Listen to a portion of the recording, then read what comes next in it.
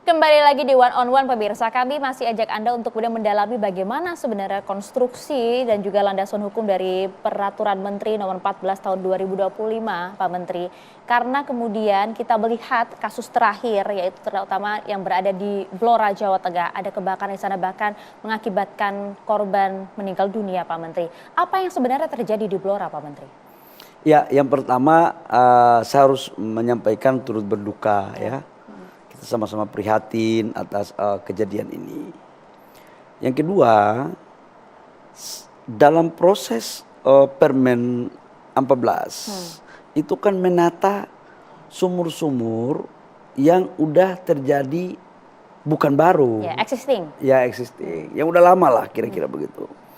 Nah, proses pendaftarannya itu kan butuh verifikasi. Diverifikasi oleh kepala daerah, bupati, habis itu bupati menaikkan ke gubernur, gubernur baru menaikkan kepada pemerintah pusat dengan SKK Migas. Itu dicek mana yang boleh, mana yang nggak boleh. Bukan semuanya boleh. Dengan permen itu, maka yang boleh itu ada syaratnya. Salah satu syaratnya adalah bagaimana mengelola itu dengan lingkungan yang baik. Oke, artinya bukan yang kemudian sumur yang selama ini sudah ada, yang ilegal, langsung jadi legal setelah ada permen itu. Tidak begitu? Didaftarkan dulu, dicek dulu. Bukan ini menjustifikasi semuanya sah. Enggak dong, diverifikasi dong. Ada mekanismenya. Ada tata kelolanya.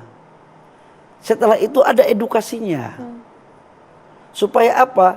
Hal-hal yang tidak diinginkan itu tidak terjadi. Bayangkan kalau seandainya sumur itu dikelola dengan pola yang mohon maaf tidak memenuhi kaidah-kaidah. Norma proses untuk bagaimana orang menambang minyak. Ya dampaknya kayak kemarin ini kita lakukan. Di Blora ini statusnya apa? Tambang sumur baru kah? Atau kemudian memang sudah lama? Saya belum mengecek. Kemarin memang saya di Blora. Beberapa bulan lalu, bukan yang kejadian ini. Tapi saya cek di staf saya, kemungkinan besar itu sumur baru. Kemungkinan ya, itu staf saya menyampaikan. Oke, artinya memang sebenarnya ini menjadi peringatan penting untuk kita semua, makanya lahirlah kemudian Permen 14 tahun 2025 itu. Itu salah satu diantaranya. Jangan sampai seperti ini begitu ya, kan? itu salah satu diantaranya instrumen untuk melakukan penataan. Kalau tadi ditanya bahwa apakah ini bertentangan dengan undang-undang, enggak. Ada yang bilang gitu tuh Pak, ini bertentangan dengan undang-undang migas nih. Memang kalau yang bicara itu paling pintar, gitu kan? Semuanya serba maha tahu gitu loh. Tolong cerahkan kami Pak Menteri. Gitu. Jadi peraturan menteri ini tidak ada yang bertentangan dengan PP maupun dengan undang-undang. Karena ini bukan sumur-sumur baru yang sifatnya besar. Tetapi ini adalah sumur-sumur lama yang dimiliki oleh masyarakat. Pemerintah harus hadir dong.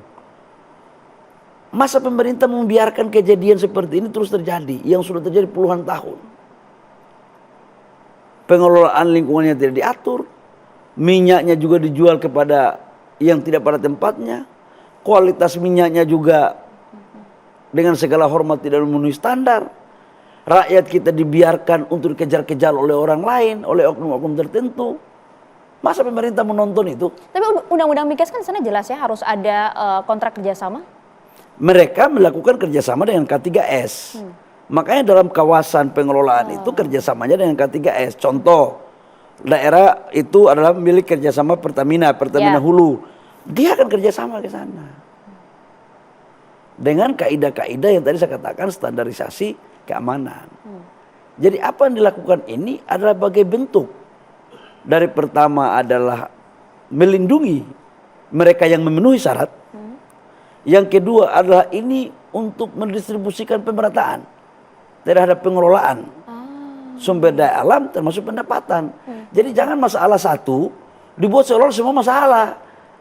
Ini kan cara-cara yang orang nggak berpikir bijak untuk membuat orang daerah juga menjadi tuan di negerinya sendiri. Nggak fair dong. Oke, artinya bahwa ada persoalan, iya. Tugas kita adalah bagaimana memitigasi, menyelesaikan agar di kemudian hari tidak terjadi lagi hal seperti itu. Nah ini yang kemarin terjadi itu kan kalau mau ditanya lagi tentang Blora, ya kita sangat prihatin, turut berduka, tapi sekali lagi kaidah-kaidahnya yang mungkin belum diterapkan.